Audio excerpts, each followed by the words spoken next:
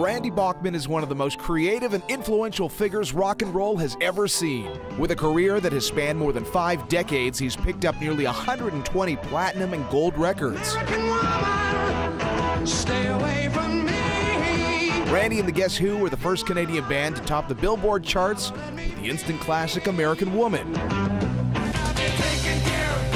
The hits kept coming when he formed Bachman Turner Overdrive, and songs like Taking Care of Business.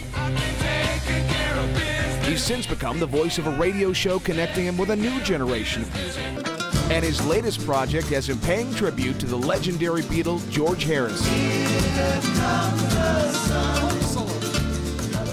The album is incredible. It's funny, I heard you say something about how George Harrison was the quiet Beatle, and I heard you say, and I was the quiet member of the Guess Who. Yeah. What prompted you to say that? Well, in every band, you get together 3 or 4 or 5 guys that are quite different ethnicities and things like that, different ages in being born, in a family. And I always felt I was born to be mild. And when I got with a guy like Burton Cummings, he was born to be wild. So they always had this to and fro tug of war, which is what happens with great couples. Lennon, McCartney, Jagger, and Richards, there's quite a difference there. But when you agree on something, it's ka-ching. Do you know what I mean? It's like all of these people that are like me and all these people that are like him, and we come together on this song or this idea, we're going to have twice as many people like it rather than my followers. So yeah. It's like 1 + 1 = 3, a bigger thing. And that's kind of like, to me, what life is, even in a family. All the kids born are not equal. They don't have the same personalities. It's worse in a band. This creative album... You can't quit your family, but you can quit a band. Or they could throw you out, whatever. But sometimes your dad throws you out when you're 22 and living in the basement. But you know. This is such a creative album and opens the door for more creative live shows. There's probably few people on the planet who have as much wonderful live experience as you, and you can make the argument today the live performance is more important to the music business than ever before. What have you learned on the road over the years? Well, it started out with like no airplay, no record sales. You just go on the road and play. And you start at the bottom, church basements, gymnasiums, high schools, colleges. Then a radio station might say, we're having 3 of you guys together, we're having it outdoors in a park. We'll play your new record. Well, of course, you'll go and do that. Then they play your record, then you start selling records, and you get better gigs and better gigs. Like any business. All musicians, or they used to, start in the mailroom. Now, if you've got a good voice, you go and audition for Searchlight or The Voice or America's Got Talent, and bada bing, you're on there. But as fast as that happens, it could be over, because the minute the new idol is in, who's last year's idol? Gee, I forget. Who was that? What happened to that guy? Yeah, and you think about all the hits the Beatles had, all the hits you've had in this hit-driven business, but you've always had this mentality that you're going to have hits and you're going to have strikeouts. I mean, yeah. What's the mentality you need to have success in this business, do you think? Well, somebody told me this long ago. Who's your favorite home run hitter? Babe Ruth, Mickey Mantle, Joe DiMaggio. These guys had a batting average of .395 or .400, and nobody says, do you know that Babe Ruth struck out 8,000 times, 7,000 times? He went to hit it out of the park every time. Nobody booed when he struck out. They waited and waited, and when that thing hit, kind of bing, out of the park, they win the game. Yeah. And Mickey Mantle, same thing. These guys, in the year that they got the best batting average and got their home run awards, they also were strikeout kings. Nobody mentions that. Nobody mentions my failures. I certainly know them.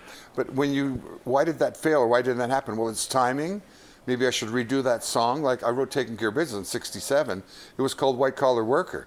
Until I let it grow up and change my ideas about the song, change everything about it, and come out like 5-6 years later as Taking Care of Business. Same lyrics, but changing one chorus line. It's become like a standard party song all around the world. What do you make of that? The fact that these songs are so important to music fans, but also become a part of pop culture, commercials and sporting events, even political events. Yeah. They score a goal, they play Taking Care of Business, or We Will Rock You or something. Yeah. Yeah. I mean, on the business side, how do you feel about that?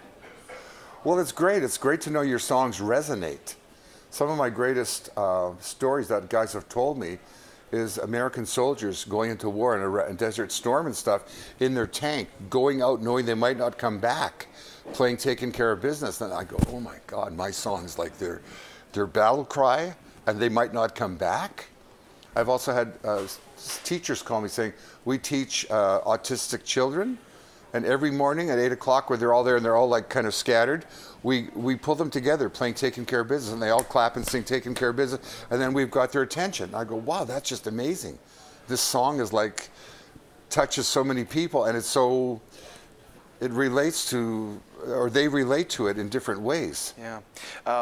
The hits in some way become like your annuities. You know, some people invest in stocks or real estate. I mean, how do you think about that? You know, for investing or other songwriters used to say, we'll never use our song for a commercial. It's sacrilegious. And I go, I write songs for two reasons: to make myself and other people happy, because it expresses emotion, and to make money, because I'm sick of selling shoes and washing cars and having a paper route, right? That kind of thing. No matter how old you are, you'd be surprised how many guys deliver papers who are musicians or drive a taxi or are Uber drivers in their spare time because you just can't make enough money.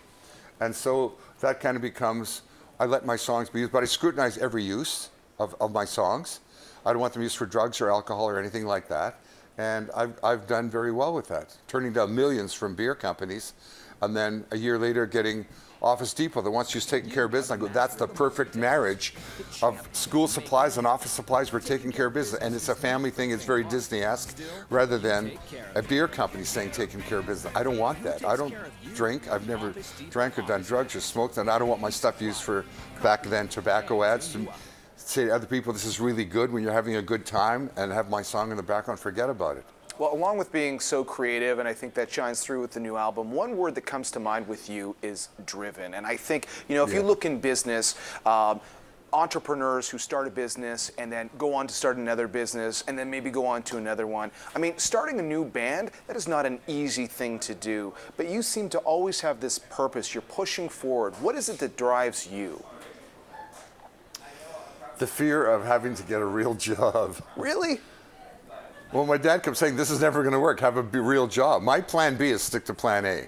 It's like music, no matter what happens, you keep doing that. So you get shafted, and you play a great concert for 3,000 or 30,000 people, and you don't get paid. Well, you played for 30,000 people, you made them happy, you had a great time, right? You just, no matter what, you play the game. In the rain or the snow, you're playing, it's the Grey Cup. You know, every game's got to be the Grey Cup. For me, every show is Woodstock or Monterey. You're out there and you're doing your thing. And the less people there are, the harder it is, the more nervous you get. I played in a church for services, like classical guitar, while people are singing something, and that's more nerve-wracking for 80 people in a little church than 80,000 at a festival outside. And a festival is just a blur, and then everyone's like the sunshine, and they're drinking or smoking, whatever they're doing, they're eating. But when this captive audience like that, and all the eyes are on you, and you've got to play this thing by Bach or Ode to Joy or something perfectly in a classical guitar, that's like real pressure. Yeah. This album is just a reminder that there's always something new coming from Randy Bachman. Yeah. You'll celebrate your 75th birthday this year. Is there anything? By the way, 75 is the new 60. Well said. I mean, is there anything on the to-do list? Anything that you haven't done that you just have to do? This pretty much ends it. They're saying, how are you going to follow this? And I'm saying, are you going to do a Lennon McCartney one? I don't think so. Like, I was always the George of the band. When the Beatles album came out, I waited for the George song. I was lead guitar. Our drummer waited for the Ringo song. He sang A Little Help from My Friends and Yellow Submarine and Boys and all the Ringo songs, and I got to sing the George songs. So just me reimagining these songs, like Junior Walker redid These Eyes, Lenny Kravitz did American Woman. They changed a little bit to make it their own, and you realize why they have to change it. Nobody wants to hear somebody else singing the same record. The same song, okay, and reinterpret it. I love listening to Jazz FM here in Toronto because it's Bucky Pizzarelli or it's somebody else, or Aretha Franklin doing a Beatles song or a Joni Mitchell song, and they're changing it. They're bringing it to a whole new audience.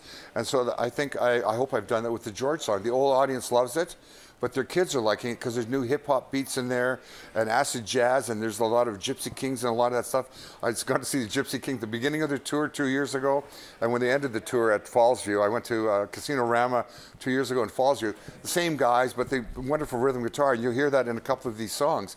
I just went crazy because it's such a happy, infectious rhythm that they create with the guitars, and I wanted to put that in some of George's songs and just bring new life to them.